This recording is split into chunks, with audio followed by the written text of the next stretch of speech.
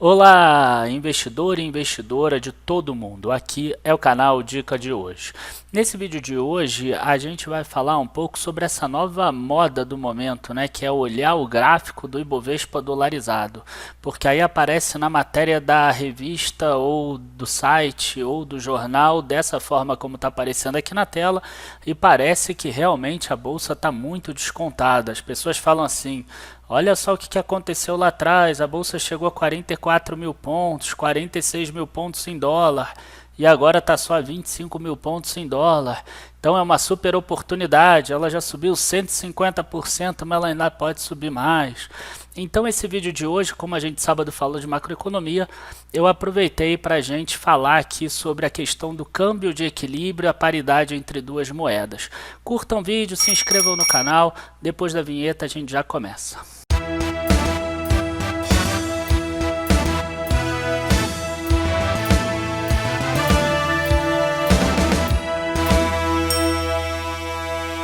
Bom, pessoal, a primeira coisa que eu acho que a gente precisa entender é que quando a gente relaciona duas moedas, a gente precisa entender que a relação entre elas nada mais é do que o poder de compra. Então, por exemplo, você tem um determinado tênis que você quer comprar aqui no Brasil e um outro que você quer comprar nos Estados Unidos. Então você consegue fazer a relação entre eles e descobrir qual é o poder de compra entre cada um deles. Se, por exemplo, você tem duas moedas que valem a mesma coisa, em uma delas a inflação, por exemplo, em 5 anos foi 100%, na outra foi 60%. Então, um produto que era 100 dólares nessa primeira economia subiu para 200 dólares. Na outra, 100 dólares passou, por exemplo, para 160 dólares. Quando a gente divide um pelo outro, a gente tem aí uma nova taxa de câmbio de equilíbrio de 1,25. Da mesma forma como a bolsa ela sobe na euforia, ela cai no pânico, a moeda também acontece isso. Então tem momentos que a moeda sim tem momentos de muita euforia, então ela cai para valores que a gente não imagina, que a gente não imaginaria que poderia acontecer, como foi o caso lá em 2007 e 2011. E ainda, por coincidência ou não, foram esses dois pontos aqui exatamente que aconteceram do Ibovespa em dólar estar muito alto. Tá? Então é importante a gente ver essa situação. Se você não consegue visualizar bem, pensa, por exemplo, que nessas duas épocas, mais ou menos, até 2012 mais ou menos, a gente tinha muita gente que gostava de ir para os Estados Unidos para comprar coisas básicas. Então, quer dizer, a pessoa ia para os Estados Unidos para aproveitar e comprar um enxoval do bebê. Ia para os Estados Unidos porque lá era muito mais barato para comprar um tênis ou dois de corrida, aproveitava e trazia alguma coisa, ou para trazer e comprar videogame, componentes eletrônicos, enfim. Quando você começa a ver uma situação dessa, que vale mais a pena você sair do teu país, você ir para outro, você vê que o câmbio de equilíbrio está um pouco desequilibrado, vamos dizer assim. Você tem uma euforia em uma das duas pontas. Tá? Para vocês terem uma ideia, o câmbio chegou lá a 1,60, 1,70 ali em 2007, 2008, no auge antes daquela queda forte da bolsa, da queda do Lehman Brothers que tirou os recursos, o dinheiro, o capital dos países emergentes e fez voltar para os Estados Unidos. Em 2011, o dólar brasileiro chegou a 1,51 mais ou menos.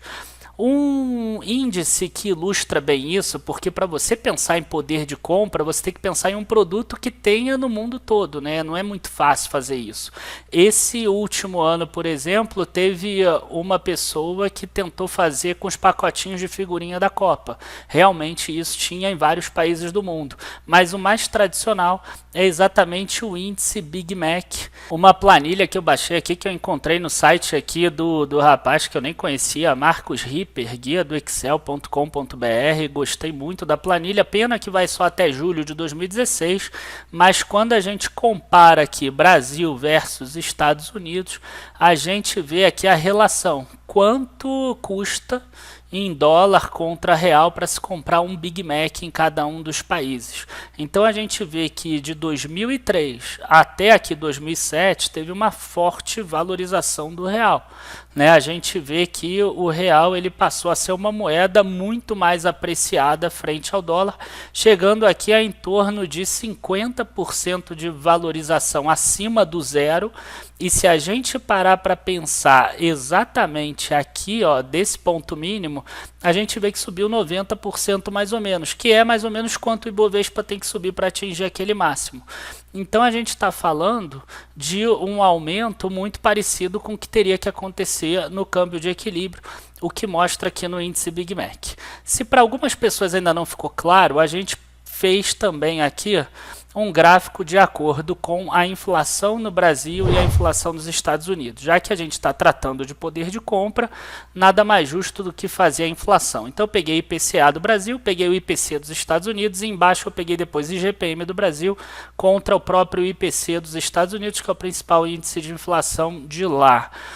E aí eu peguei desde o início do plano real, isso aí é teoria básica de macroeconomia, você precisa começar do início da moeda, foi exatamente quando o Brasil começou.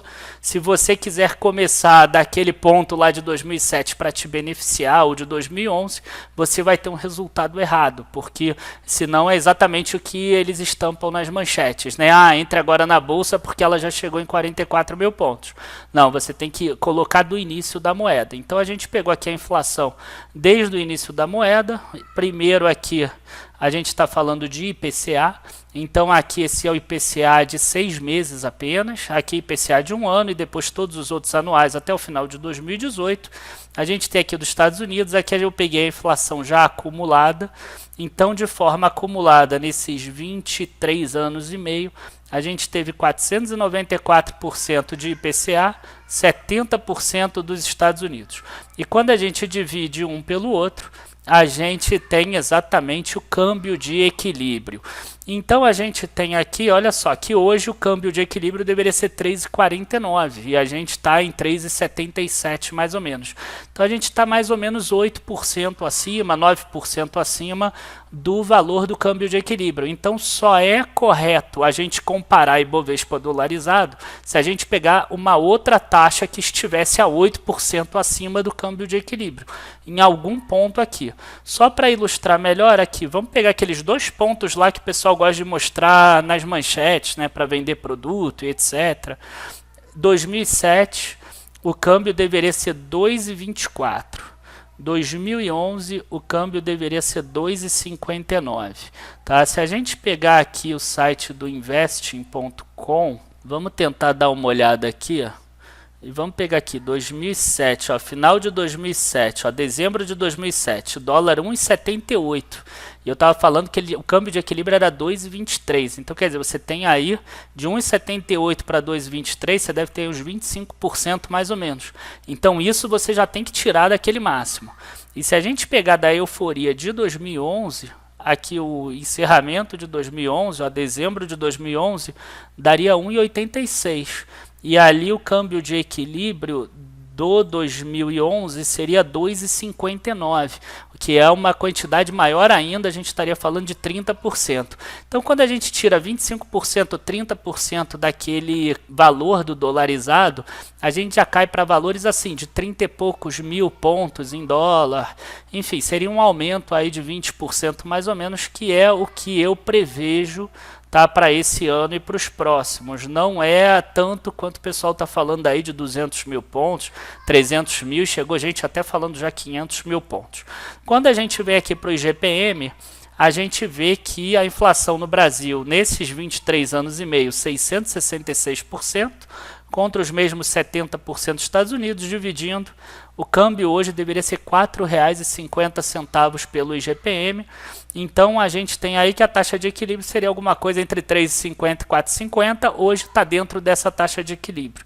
Em 2007, teria que ser alguma coisa entre 2,23 ou 2,24 e 2,85 e estava lá 1,70 e pouco que a gente viu. Em 2011 tinha que ser entre 2,50 e pouco e 3,35 e a gente viu que estava em 1,80 e pouco. Então quer dizer, estava muito diferente.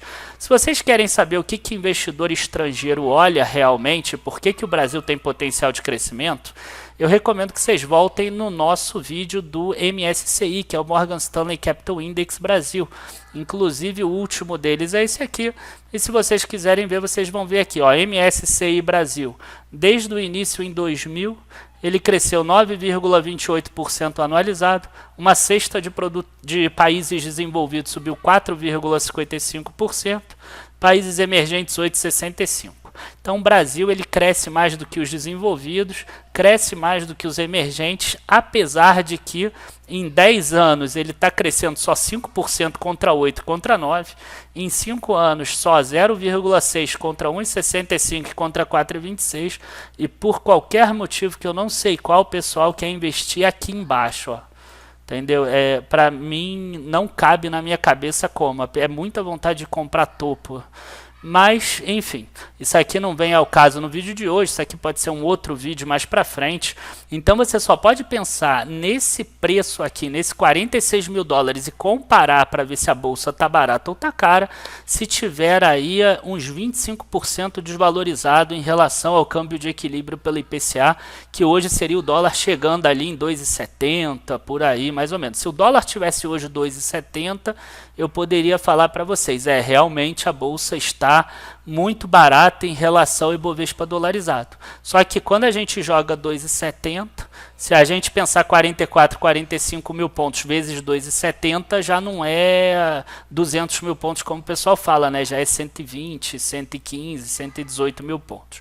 Então, gente, o que eu tenho para dizer aí para vocês é que esse tipo de gráfico aqui é muito bonito para vender produto, é muito bonito para botar a pessoa para comprar bolsa, é muito bonito para fazer a pessoa entrar aí no mercado, achar que mesmo depois de 150% ainda tem muito mais por vir.